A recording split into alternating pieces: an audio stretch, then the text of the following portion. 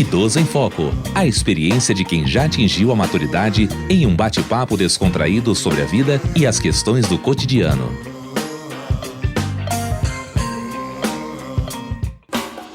Olá, sou Diva Pérez. Eu sou o Ian Ney e começa agora o Idoso em Foco. Há muito tempo, a gente observa que muitas empresas usam da vulnerabilidade dos idosos para vender seus produtos de maneira que os prejudique. De acordo com a legislação, o consumidor já é tido como vulnerável, mas o idoso é portador de uma vulnerabilidade ainda maior, o que lhe coloca em uma condição especial quando está envolvido com o consumo.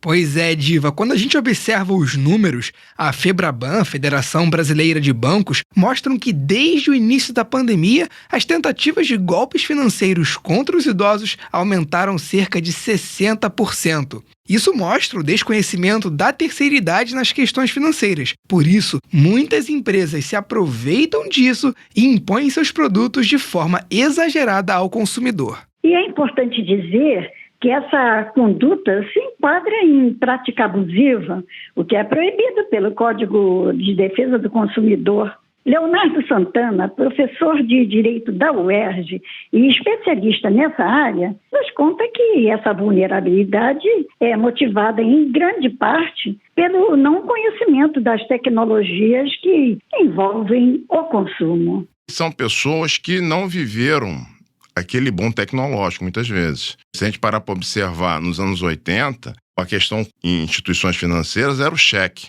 Hoje em dia, anos 2000 em diante, veio a crescente da internet e hoje em dia o mundo do WhatsApp e muitas vezes o idoso, ele por desconhecer essa tecnologia, ele acaba clicando, nesses links maliciosos que são enviados por verdadeiras quadrilhas de estelionatários com o intuito de capturar os dados do idoso e deliberadamente levá-los a erro na prática. O especialista lembra que o Estatuto do Idoso, hoje chamado de Estatuto da Pessoa Idosa, prevê a proteção desse grupo em relação às fraudes financeiras. No entanto, não é nada que o Código de Defesa do Consumidor já não tenha previsto em sua legislação.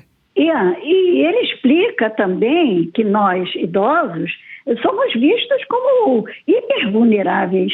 Há um entendimento no Superior Tribunal de Justiça que, quando se avalia todos os fatores desse grupo, chega-se à conclusão que outros fatores agravam essa vulnerabilidade do consumidor idoso, como idade, saúde, conhecimento ou condição social. O idoso, pela sua situação, ele é considerado hipervulnerável.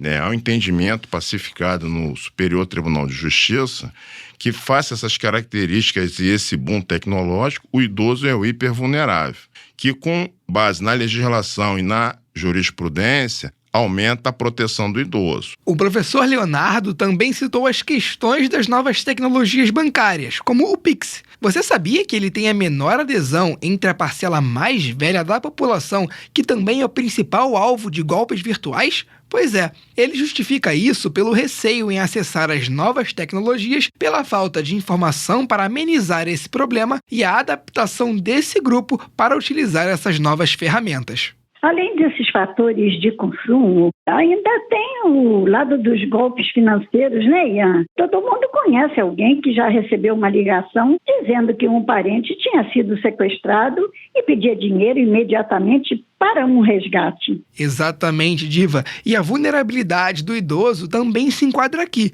porque devido aos fatores já citados no programa, esse grupo de pessoas acaba acreditando nos estelionatários e depositando dinheiro para eles. Quem tem uma história parecida com essa é a Yara Miranda, de 78 anos, que recebeu a ligação de um estelionatário. Eles disseram que tinham sequestrado a filha dela e pediram dinheiro para resgate. Mas, por instrução da família, ela já sabia como lidar com essas situações e não foi vítima. Foi um sequestro, Me ligaram de madrugada e dizendo que que a minha filha estava sob o poder deles, e que queriam resgate. e eles me devolverem minha filha. Aí puseram uma mulher chorando. Aí eu desliguei o telefone imediatamente, né? Aí liguei para a casa da Iaraci e falei com ela. Ela disse: ô mãe, por que tá me ligando 3 horas da manhã? Falei: Iaraci, porque disseram que tinham te sequestrado. Não, mãe, tá tudo bem, eu tô bem em casa.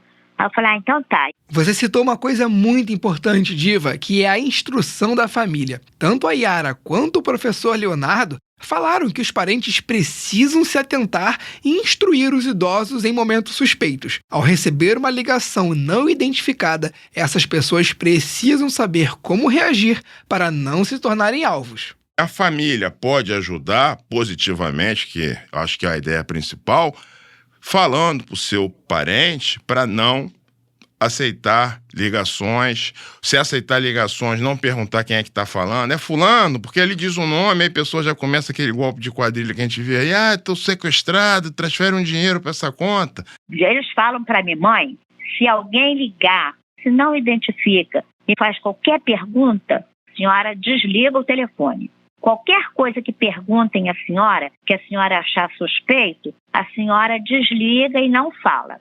Porque se for uma coisa séria, a pessoa se identifica. Olha, Yara, quem está falando sou eu. Aí pronto. Então, se não identifica e me faz qualquer pergunta, eu desligo na hora. A gente vê que existem diversas leis que protegem os idosos dessa situação de vulnerabilidade. Não é porque existem essas ferramentas, como os já citados, Código de Defesa do Consumidor e o Estatuto da Pessoa Idosa, que esse grupo de pessoas possa cair sempre. Não é assim. Isso mesmo. A família deve sempre instruí-los sobre esses casos, informá-los corretamente e torcer para que eles nunca precisem de ajuda. Porque uma vez que o dinheiro está na conta dos golpistas, não se sabe se haverá o reembolso. A cautela e a prudência são as melhores coisas quando o assunto é a vulnerabilidade do consumidor idoso. Assim, a gente espera que esses golpes com estelionatários ardilosos parem de ser alimentados. Atenção, hein? Mas, Ian, o nosso programa chegou ao fim e foi um prazer imenso bater esse papo com você. O prazer foi todo meu, Diva, e aos nossos ouvintes, muito obrigado pela audiência e até o próximo Idoso em Foco. Idoso em Foco. Produção Rádio UERJ. Realização Centro de Tecnologia Educacional CTE.